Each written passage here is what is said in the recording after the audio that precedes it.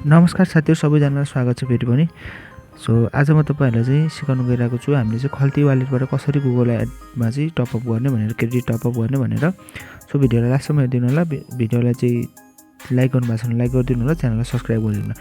सबैभन्दा पहिले चाहिँ हामीले चाहिँ यहाँ चाहिँ खल्तीको वालेटमा आइसकेपछि पपुलर सर्भिसमा हामीले चाहिँ देख्न सक्छौँ गुगल एड क्रेडिट टपअप भनेर। त्यसमा चाहिँ क्लिक गरिसकेपछि यस्तो इन्टरफेस खुल्छ। इन्टरफेस खुलेपछि तपाईले फर्म फिलअप गर्नु होला।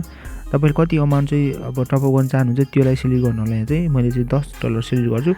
त्यसपछि तपाईको नाम अनि त्यसपछि मोबाइल नम्बर, इमेल एड्रेस अनि एड एकाउन्ट आइडी चाहिँ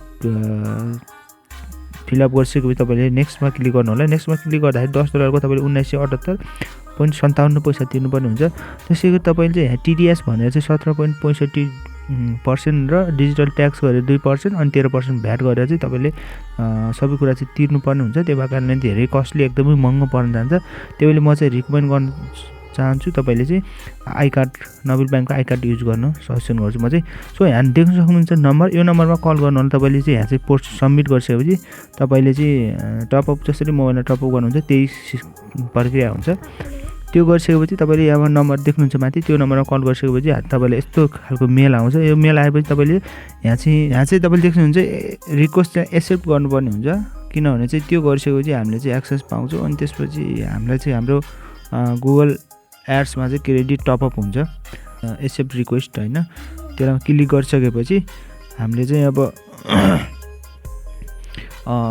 त्यहाँको प्रक्रिया चाहिँ पुरा भइसकेपछि हामी चाहिँ अब टपअप भयो कि भएन भनेर हेर्नलाई चाहिँ हामी बिलिङमा जानुपर्ने हुन्छ गुगल एड्सको।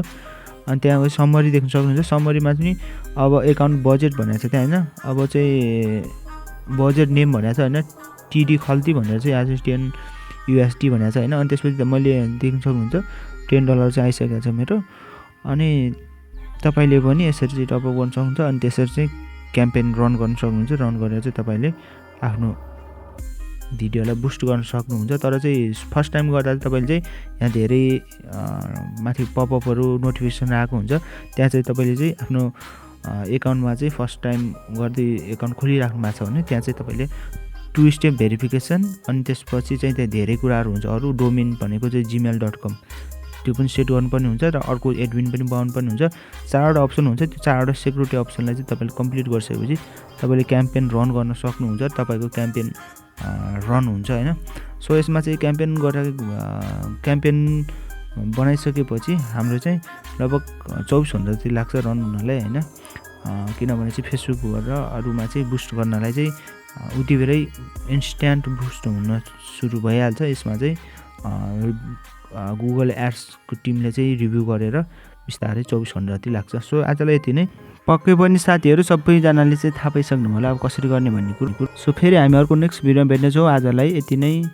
च्यानललाई सब्स्क्राइब गर्नु भएको छैन भने सब्स्क्राइब गर्नु होला। फेरि अर्को भिडियोमा भेटौँला है त।